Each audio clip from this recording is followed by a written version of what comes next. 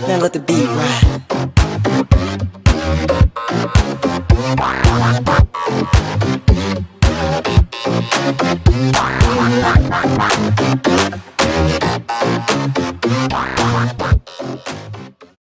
Yo, what's good, everybody? Welcome to episode 14 of High Chicago. It's your boy Sean back from his absence from last week. Hope you guys missed me a little bit. Shout out to Aaron, Mary Claire, and JV for holding it down this episode. If you notice, JV's not around. He's in the middle of a damn hurricane. JV, stay safe, bro. Hopefully you're not blown away by the time this episode posts. That's the hope, right? That is definitely and then the once hope. Again, we got the homie Young Shayla. What's good? How are you? Welcome back again, man. Thanks for having me again. I feel like you're addicted to the show. I think you're addicted to asking me. That's what it is. Or not even asking, to demanding me. There you go. Because it's never an ask. Hey, so it's not me, it's the people. And I got to give the people what they want. You feel me? Aaron, big fella, how you feeling, bro? You good? I'm feeling okay, man. I see you got some stats going on in the background. We'll dive into in a little bit. Oh, for sure. Yeah, these are very important statistics. Facts. Mary Claire, good. Hair looking all right, all over the place a little bit, but I'm here for it. Whatever. Surviving and thriving down in Houston. Did that hurricane hit you? Surviving and thriving. Now I just skid right past us. That's good. Right past Okay, us. good. Prayers up. Prayers up. So let's just dive in, right? There's a lot going on in the world, as usual. And so obviously we're here to talk about it, right? So unfortunately, we have another victim, I'm gonna call him, in a long line of police shooting unarmed black men, right? Mm-hmm. His name is Jacob Blake. Shayla, how familiar are you with the Jacob Blake story? I'm very familiar right up until the video. I refuse to watch it. Okay. So, Aaron, did you watch? I definitely did watch the video, watched him walk around the car. How did he even get to that point? Look, it's bad policing. And then they resorted right to weapons. Can you kind of give the people the story as quickly as possible of what happened with Jacob Blake? And he was 29, by the way. Go ahead. Yeah, 29. So there was a call, I believe it was for a domestic dispute between him and two other women, if I'm not mistaken. Facts. One of them being his baby's mother, well, the mother of his children. Mm-hmm. Police got on the scene. From what I heard, they tried to use tasers to subdue the victim, and that did not work out. He ended up getting up and walking around, and if you watch the video, you can see they did not even try to deter him from walking around his car. Because it was super slow motion between him walking and then them three just tiptoeing slowly like around him. Go ahead. Right, and then as he went into the car, the police officer, which I'm sorry, I do not have the name right now. I saw it earlier, but I cannot remember it. He let off 7 shots in the guy's back. He is currently, I believe, still alive and in critical condition. But Yeah, he's paralyzed. Right From the now. waist down. Correct. Yeah. So it's a really sad thing to see, especially when police officers resort right to the gun. Like it seems like as soon as they saw one thing didn't work, they were like, "Oh, we tried that. Time to go straight to the gun. The bullets will stop him," rather than trying. And there's 3 of them. 3 police Right. officers. Correct. Man, my dogs are going crazy right now. But there's 3 of them, and they shot. One cop shot him in his back as he was reaching in the driver's side door near the floor. They shot him in his back 7 times. 7. One officer, 7 times. Sad, and it makes black people once again angry.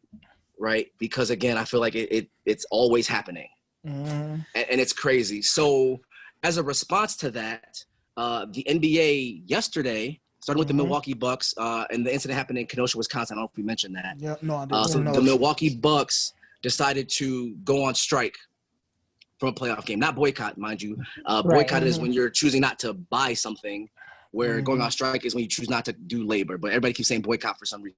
It's weird to me. But anyways, that led to all 3 playoff games yesterday being postponed. And that led to the Players Association trying to figure out what's their next course of action. So number one, shout out to the NBA for even doing that. That was unprecedented. That led to the MLB doing that.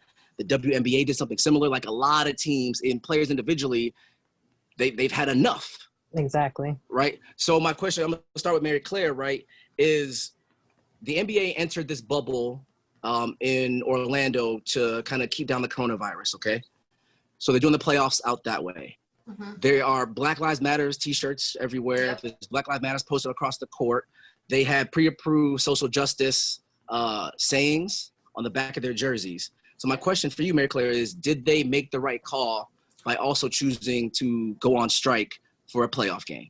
Before you even asked me this question specifically, all I could think in my head was how proud I was of players of the NBA and NWBA for using WNBA. What the fuck? Yeah, she took over all those WNBA. letters. Sorry, WNBA. My bad. I don't watch basketball like that. My bad.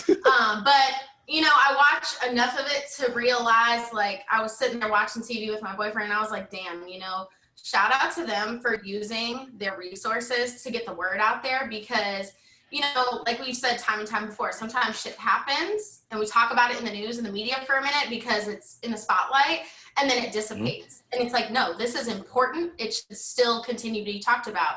And even though coronavirus happened, you know, and they started the bubble thing and they were like, we're still going to play the game, but we're going to take the right precautions.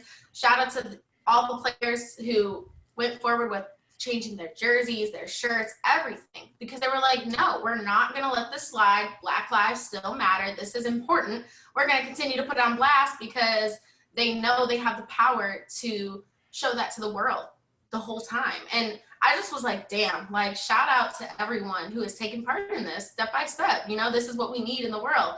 And then step number 2, by going on strike, it's like, thank you. You're continuing your legacy of like standing up for your morals, your ethics, your values. Like that is the whole point of this fight. You know what I'm saying? And time and time again, we talk about how people will start it, but not finish. And to me, this is, we are continuing it. And I'm just like, thank God that we have people out there who have this power, you know, this power of media, and they're actually using it and they're coming together to, you know, it's not just one person. It's not one group of people per se. Right. This is like a collective diverse, I'm talking men, women, children, you know, different races, different backgrounds, different countries, everything. And I'm just like, thank God we've got something going because it's still happening out there. Just like we said, this is not going to end until we make a movement. And hell yeah, we're making a movement right now. So I'm just like, thank God. So Shayla, yes. do you agree? Yeah, I agree. You seem too hesitant. No, Okay, so here's, it's not that I don't agree. I do agree. I think the strike is effective. Ultimately, what I believe is that people in positions with privilege are the ones who should be making noise. And that stands for anyone who has privilege. Those who don't have privilege can't make anything happen. We don't have the power to. So it ultimately is up to those who have wealth, those who are white and have white privilege, those who have access to resources that poor people and people who are lacking don't have you know, access to. Those are the ones who have to say something. They have to make a change. They have to go out there and protest. Those are the ones who should be on the front lines fighting for us, the ones who are saying things but aren't making a difference. So those are facts, right? And I agree with the method that they chose. Now, Aaron, everybody doesn't agree. So Draymond Green, for example, said that he didn't know if that was the right move for the players to do because they have this platform. They should continue to play, continue to speak after games, during press conferences, whatever, right? And use that platform. Do you agree with Draymond Green or do you disagree? I disagree. Honestly, the best way to like affect change is to like hit pocketbooks. White people pocketbooks. Yes, thank you. Right?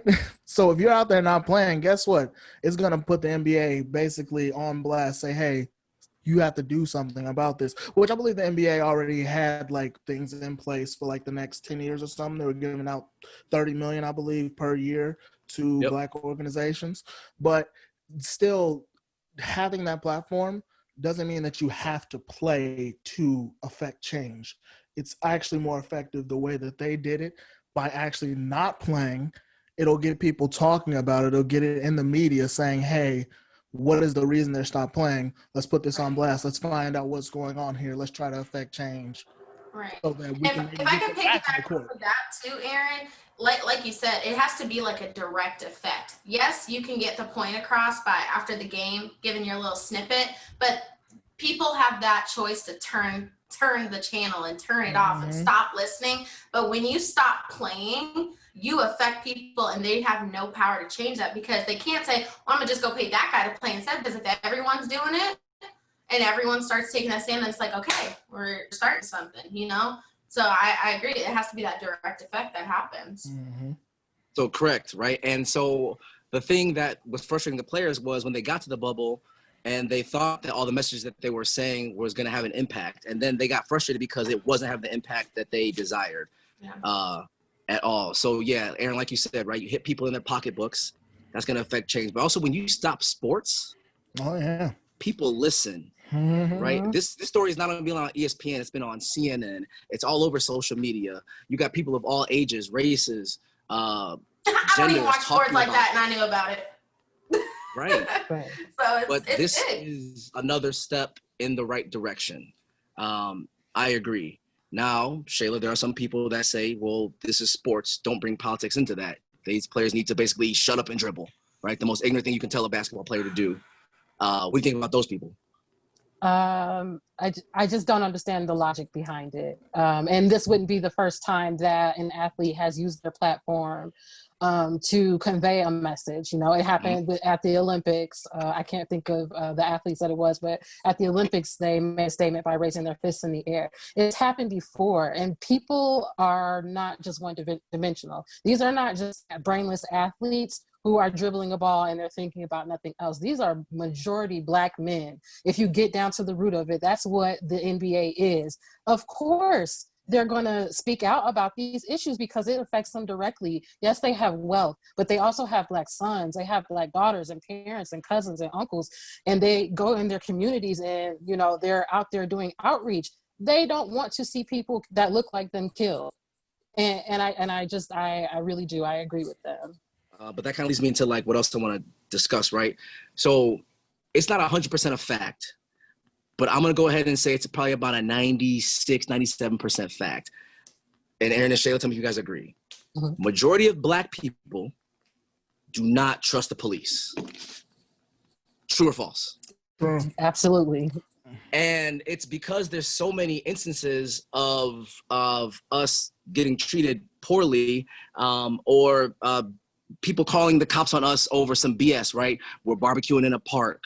We're at Starbucks. We're sleeping in a dorm common room, right? Or if we call the cops, then guess what happens? The script gets flipped and they then somehow find a way to attack us or come at us, right? And so Black people have had it with the police, which is why the protests are happening, which is why it gets to a point of rioting. So my question for Aaron is, why are we so fed up, bro?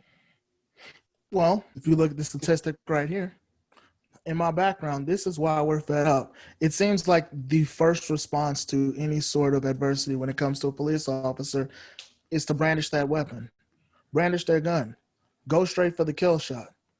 And I actually have statistics beyond this that sort of came from a former police officer. Wish we could have got a police officer on this episode because that would have been even better.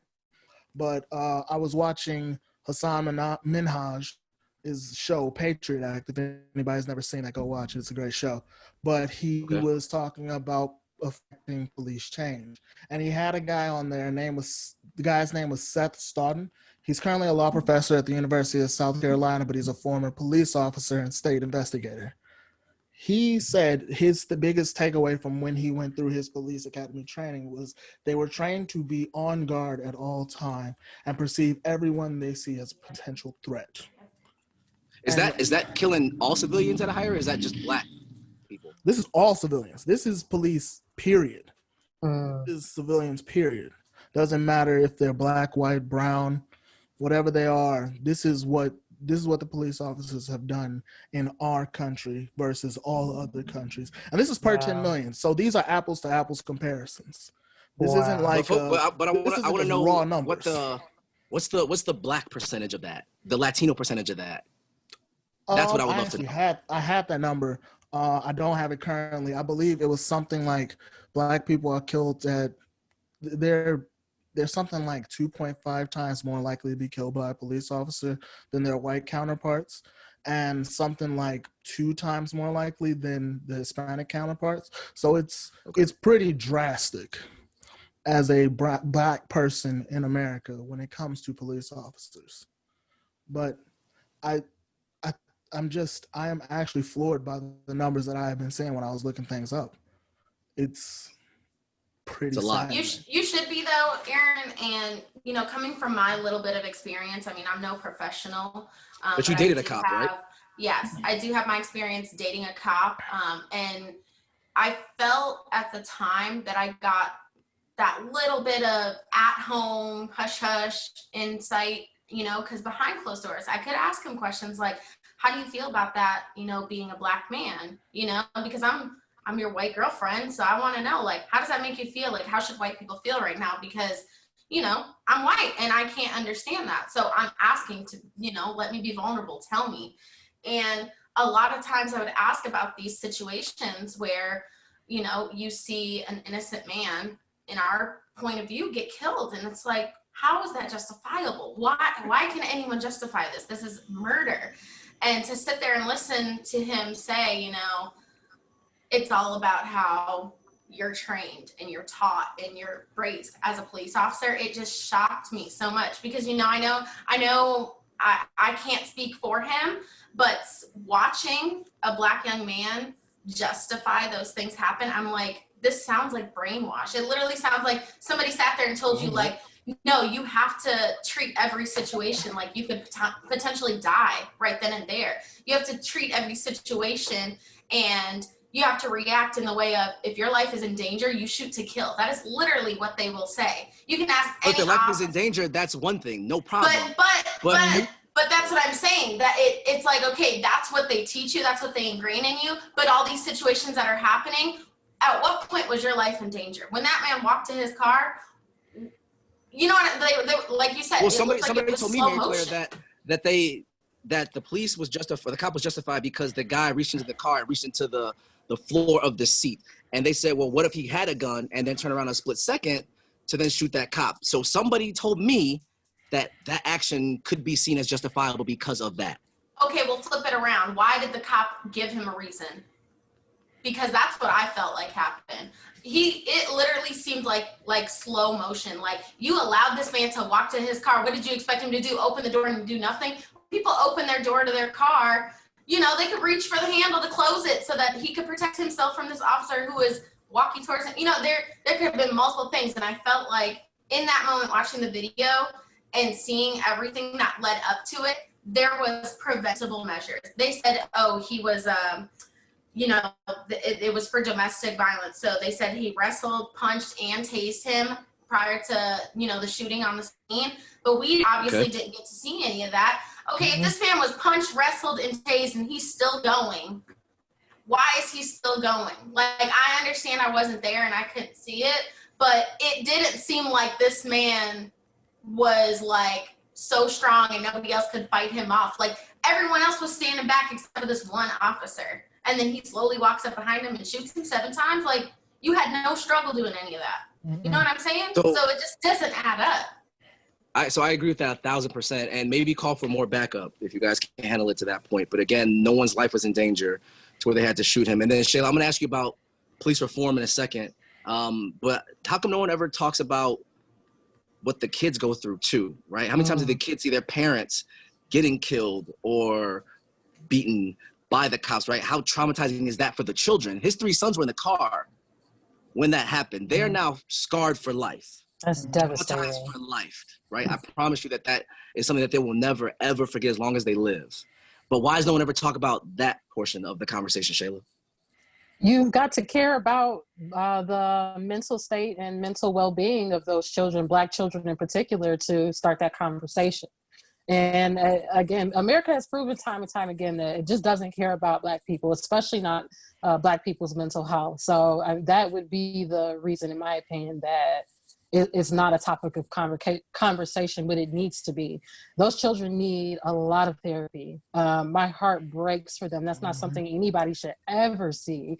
And there's no humanity put to Black people as human beings, to that man as a father with 3 children looking on. There are ways that you can handle things. There are de-escalation tactics that you can use, and just for Black people to just be seen as a threat just because of their skin color is tiring, is devastating. And you mentioned de-escalation too, which is crazy. So I read a report, a couple reports actually, that gave me like an average hours breakdown on like how the training process works, right? So I saw like 58 hours of training was dedicated to firearms, right, and how to use firearms, right? And then I saw 49 hours of training was dedicated to defensive tactics, right?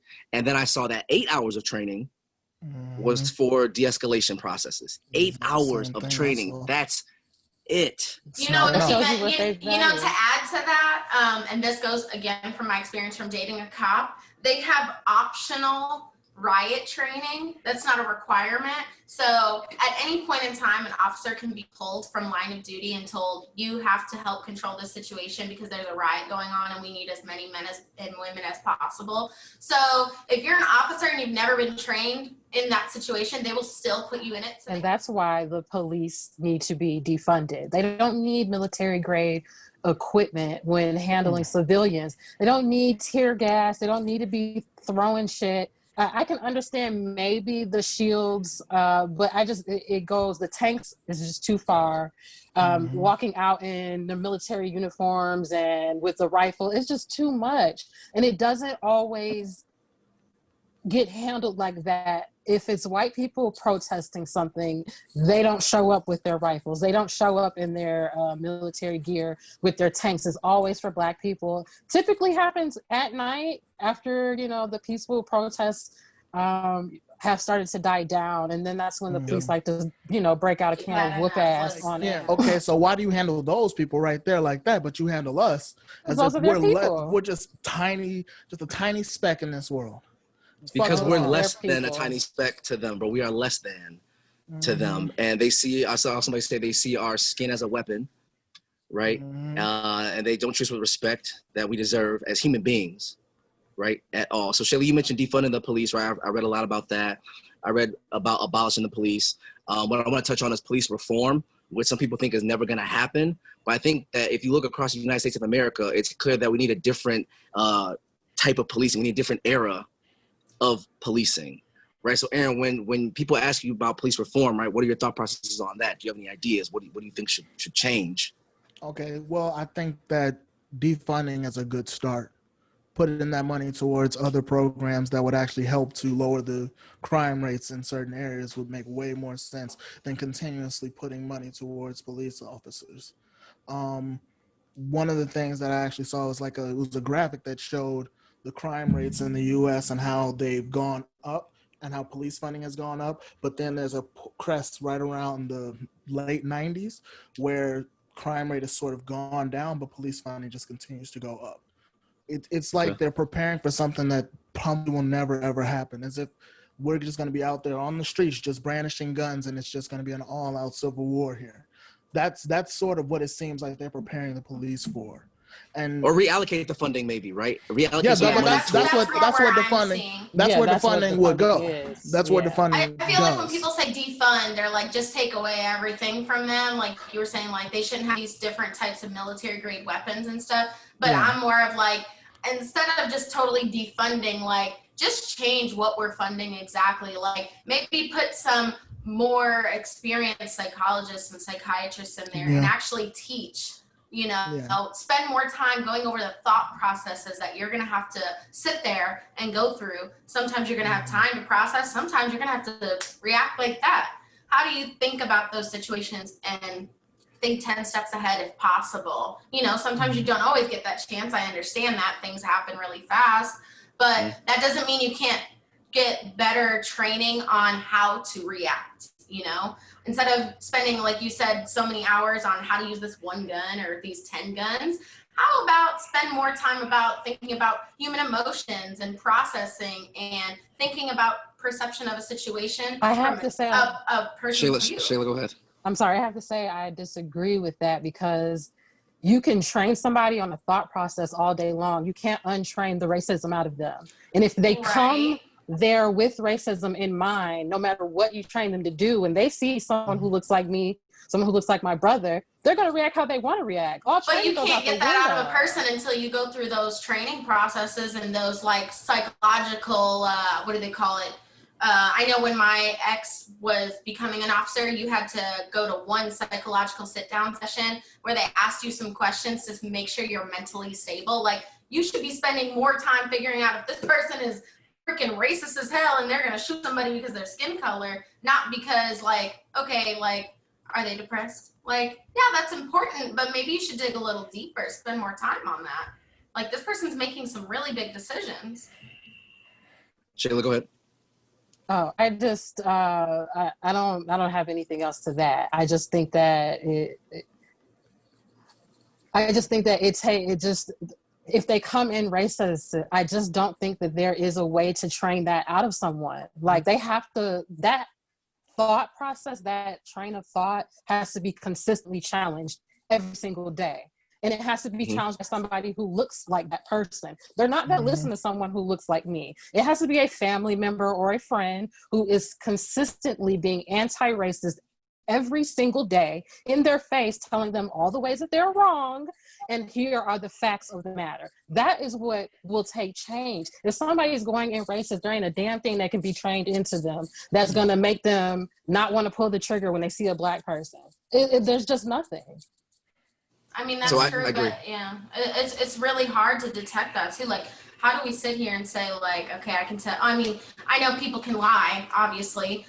They get through it every day, and then people turn, and you're like, "Ooh, I never knew that about that person," after they act on a situation. But it's a better way of picking and choosing people who make these decisions. That can happen is the police officers that police certain neighborhoods don't live in those neighborhoods they police, and they need to go to your neighborhood and police it. There don't need to be an overwhelming amount of white officers in Black neighborhoods. That already makes Black people anxious, feel overwhelmed, and they're going to be pat down, pulled over for no reason. That's why when you see, I believe it was in New York, the cops went on strike.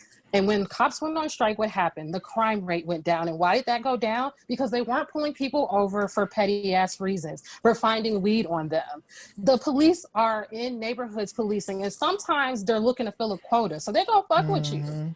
And that's just the truth of the matter. But there needs to be more inter-police relations with the community, but there need to be more police officers that look like the people in the community. And they need to be speaking with, there's only one officer I've ever heard of in my entire 32 years on earth that goes in the neighborhood. It's Officer Tommy Norman in Little Rock, Arkansas. And I follow him on Instagram, and he is in the Black community. And he said that that's all he did is he went in and day out, and he talked to the people, and they earned his trust. And that's good policing. And he does seminars all over the country. Do I think this one man can make a change? Sadly, no, I don't. I really think that you have to be a person who is actively working on not being racist in order to be someone like that. And they have to create a culture within the precinct of holding each other accountable, like where it's okay to speak up if I see you doing some wrong shit, right? It's okay if I call you out without repercussions or without being ostracized at all. There should be a national standard for use of force across the United States of America in general. This is acceptable. This is not. Chokeholds probably not acceptable. Yeah. I mean, but when they ban chokeholds, it varies state to state. Yeah, they they banned chokeholds in New York. And what happened to Eric Gardner? He still died of a chokehold. That is why I say the police cannot be reformed. Obama implemented changes in 2014 for reforming the police, for putting body cameras on. And guess what? These police officers still don't turn the body cameras on, or they haven't ordered they'll turn them off. And they'll turn them off before they do something irreputable. So, exactly. I saw a video of a police officer planting drugs on a person. He didn't know that his body cam had back recorded something. Yeah. And he planted drugs. The body cams don't work. Police cannot be reformed. In all honesty, it probably does need to be abolished and rebuilt from the ground up. Well, but again, I don't think something like a body cam was a good allocation of resources to reform police. I mean, you're you're attaching It makes them another more set of accountable. eyes. It makes them much It more changes accountable. the accountability. I get that. Yeah, But That's a if big you piece, try though. to sit That's a there, big piece. I understand what you're saying. I know it's important, but what I'm saying is, yes, that was one step, but it's not going to be the fix all. You have to go back to the beginning, the basics. You can't just strap a camera to somebody and hope it's going to change, because we still see it through a different camera lens and we've never done anything about it. So now you're saying, okay, we don't trust that person who filmed it. Okay, so we're going to put the camera on the source. We're still seeing it every day and that didn't change anything. That's what we're saying, right? So it's like, okay, that's not going to change anything. We need to go back to the training, the where they learn it, you know? So I just feel like it's a, well, yes, everything starts at home, but with something like you can't, you know, birth a baby and say you're going to be a police officer and you're going to be perfect and you're just not going to be racist and this and that. Like, we all know that. So it's like, we have to think, how can career fields, you know, figure out, you know, is this person fit? And when I say fit, not like, can you sit here and do math and can you write your name and make a signature and hold a gun?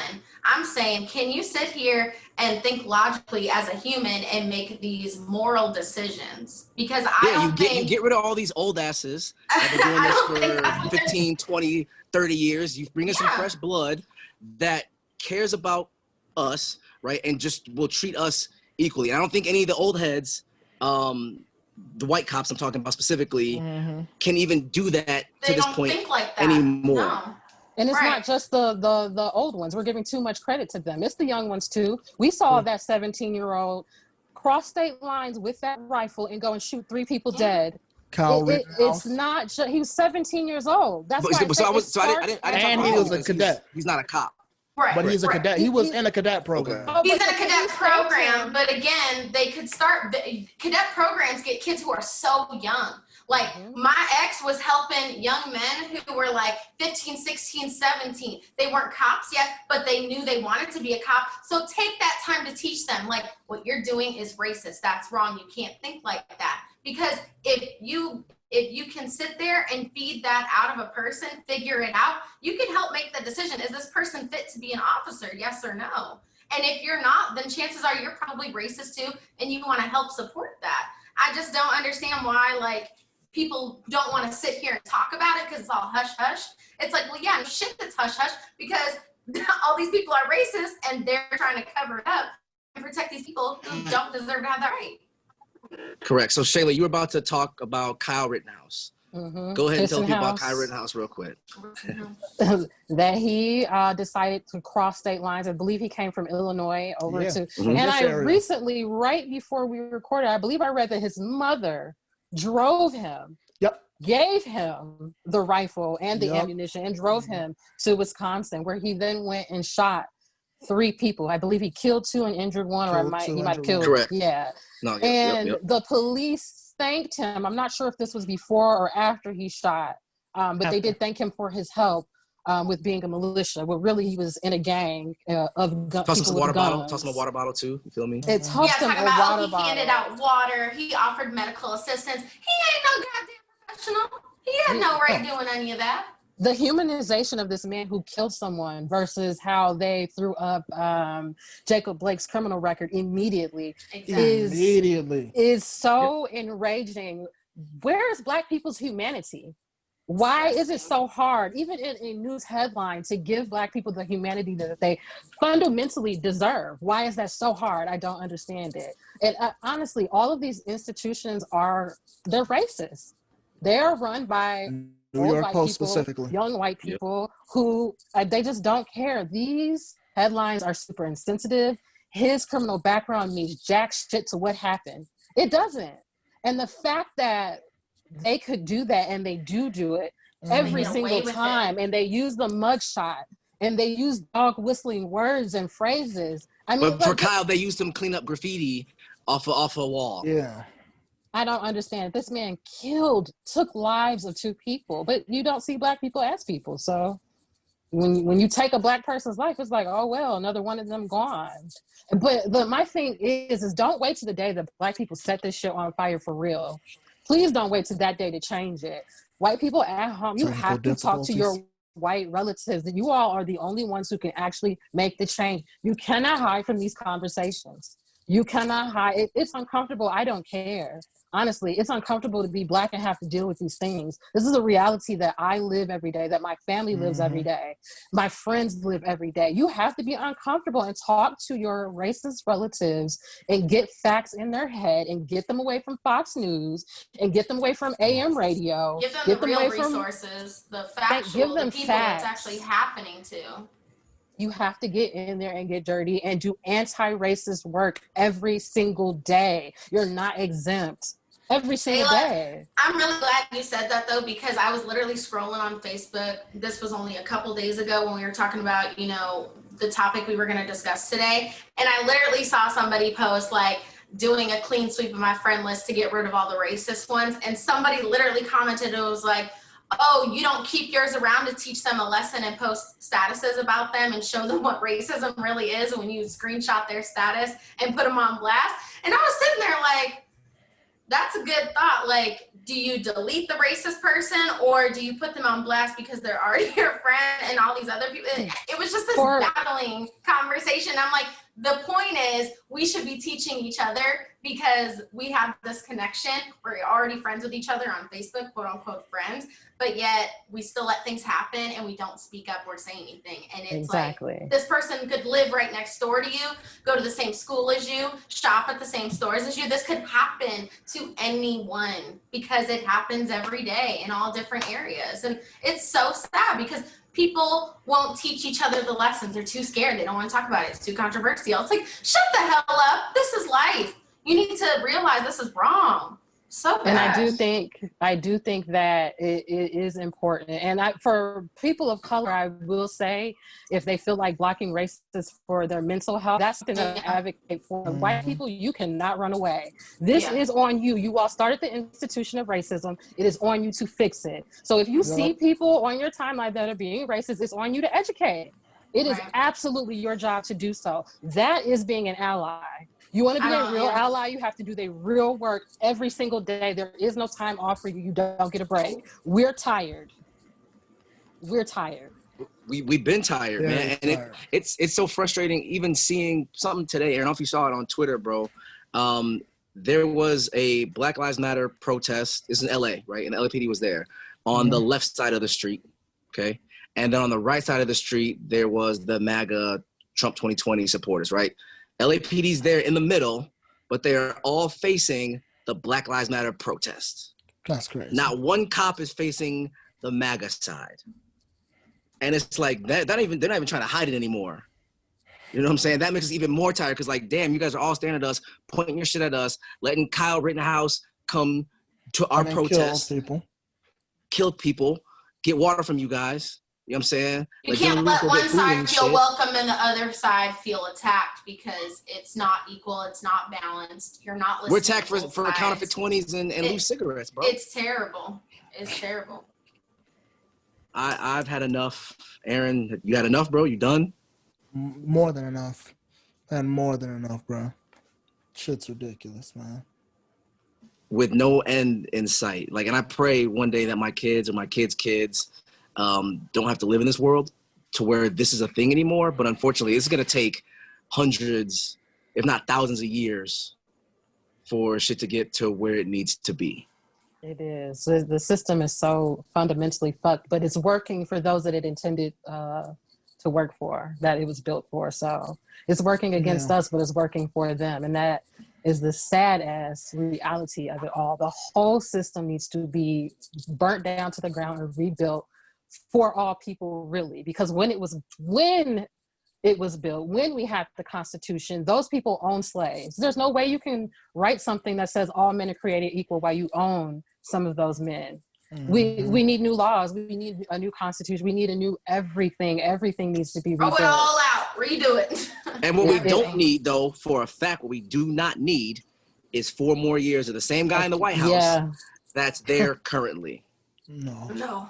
That is a fact. Okay? We do not. So we can continue this conversation going all day, right? About police reform, about police brutality, about racism.